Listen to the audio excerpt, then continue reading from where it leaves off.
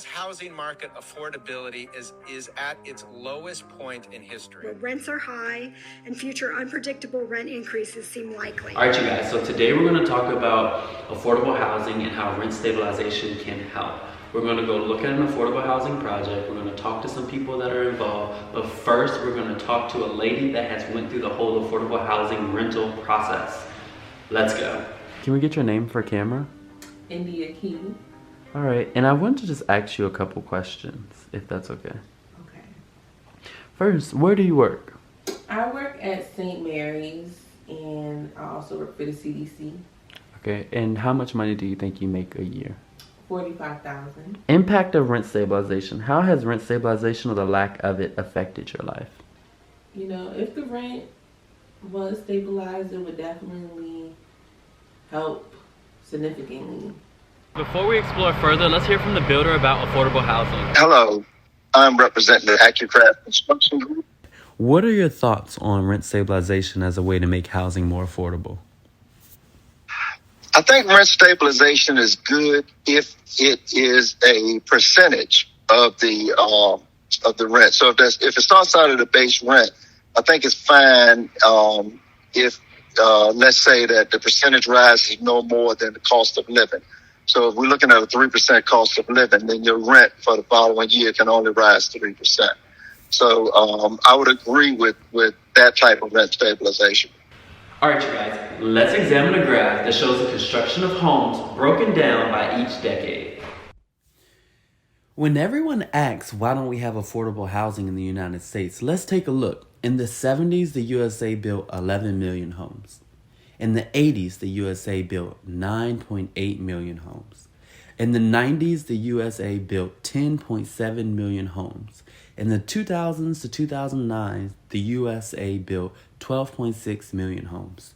2010 to 2019, we built 6.5 million homes. And if you think about it, we haven't stopped making people in the 2010 to 2019. We had the economy increase. Yeah, we had a pandemic, but now everything is coming back. We only have half the amount of homes, and people are still producing people. But in the last 10 years, we only built half the homes. There just is not enough homes. I'm going to explain to you guys about rent control, but I have a special guest, Ms. Salter from the Richmond Habitat for Humanity. Do you feel like rent stabilization would help? It most certainly would help. Okay. It would definitely would help. Just because if you look back, say 10 years ago, where the rent was, most rent was pretty much kind of the same, kind of fall along the same lines. And you may find a 3-bedroom, 2-bedroom home for like $1,200, $1,300. Now you can go up as much as $2,600. Like, that's just outrageous. Right. But if we had something where it would, kind of stay at a certain percentage, then that would definitely help, because then landlords won't, jack the prices up so high where it makes it almost, impossible for a regular family to be able to rent a home where it's not only is it, because rent, majority of the time you're going to look at a neighborhood that's nice and things like that, but you really don't have those options if the rent is overly expensive. You have to go to those low poverty areas that you may not feel is safe because you just cannot afford it. Right. So if we had rent stabilization, then it would help, because then you won't feel like you have to have those options where, I'm actually speaking from personal experience from this, because it has been extremely hard to find a unit that is affordable, but also in a nice, decent neighborhood where you don't feel, unsafe. I keep talking about rent control and rent stabilization. Let me explain it to you.